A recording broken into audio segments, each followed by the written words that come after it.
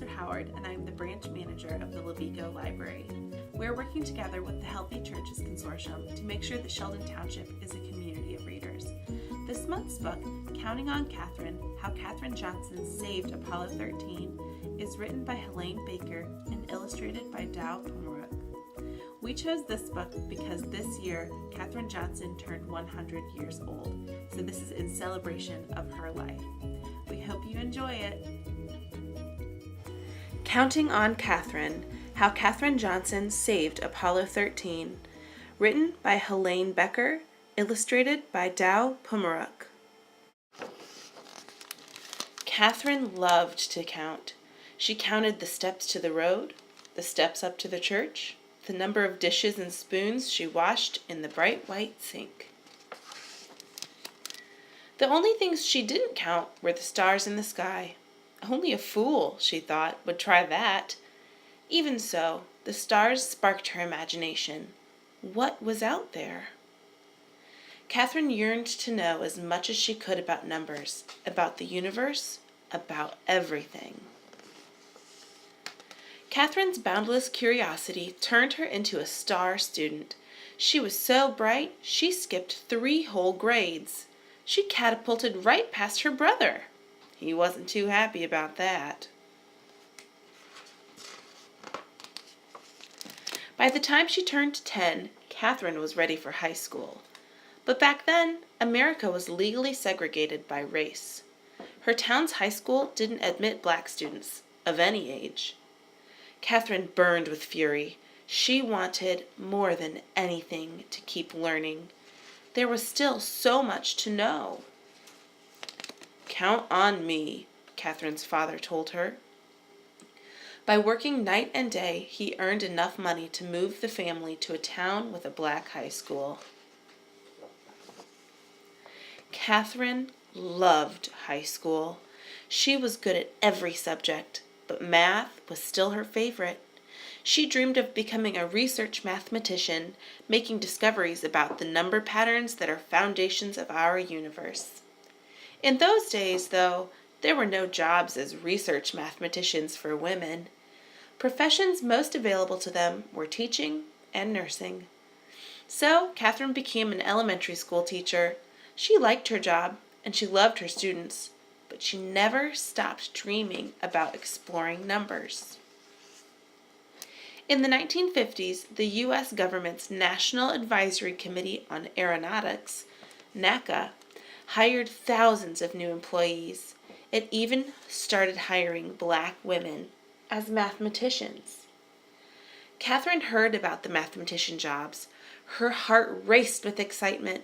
Perhaps her dream could come true after all. But when she applied for one of the positions, she was told they were already filled. Catherine had to wait a whole year until new spots opened up. Her patience paid off. She got the job. A few years later, the Soviet Union sent a rocket ship into space, launching a space race with the United States. NACA was rolled into a new space agency, the National Aeronautics and Space Administration, NASA. Catherine now found herself at the heart of America's space program. She worked as a computer. Electronic computers were not widely used yet, calculating long series of numbers. All the computers were women. They were given the tasks that men thought were too boring and unimportant. That didn't bother Catherine. She knew that without her contributions, a spaceship couldn't reach its destination, nor safely return to Earth. Here's why. Sending a rocket ship into space is like throwing a ball into the air. At first, the force of the throw sends the ball up, up, up. But as its energy runs out, the ball's path curves back toward the ground. Where it lands depends on what angle it was thrown and how high and how fast it flew. Because math is a kind of language, Catherine could ask these questions. How high would the rocket ship go and how fast would it travel? Using numbers. And numbers would provide the all-important answer. Where would it land?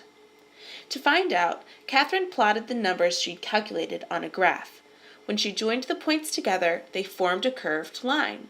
At one end of that line was Earth at the time the rocket ship launched. At the other was where Earth would be when the ship landed.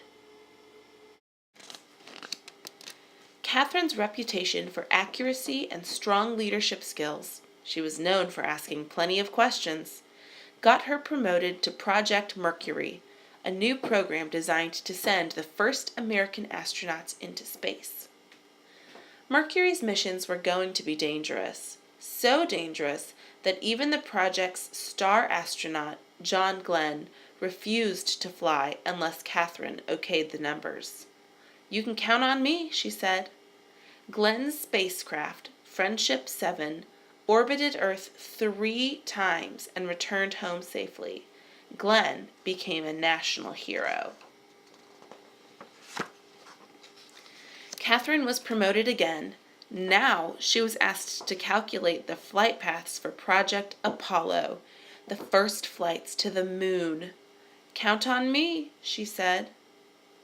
On July 20th, 1969, the Apollo 11 astronauts walked on the moon.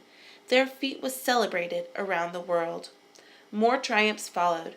Apollo 12 rocketed to the moon in November 1969. Apollo 13 launched on April 11, 1970. But on the third day of Apollo 13's flight, the worst thing happened. An explosion in space. Could the crippled spaceship make it to the moon? And if it did, would it be able to get back home to Earth?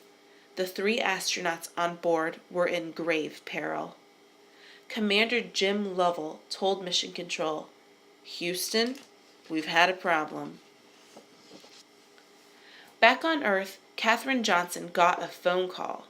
Her flight path calculations would have to be done all over again, and perfectly. It would be the toughest challenge of her life. Catherine told Mission Control, "You can count on me." She rolled up her sleeves, took a deep breath, and began doing the math. She worked hard and fast. A few hours later, Catherine's calculations were finished.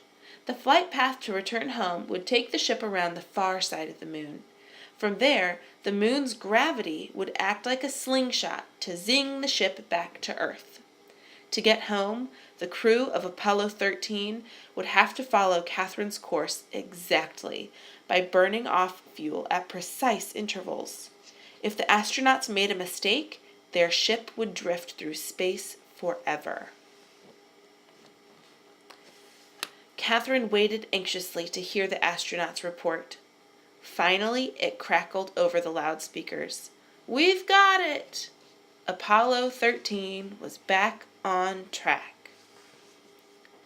Katherine Johnson had done it.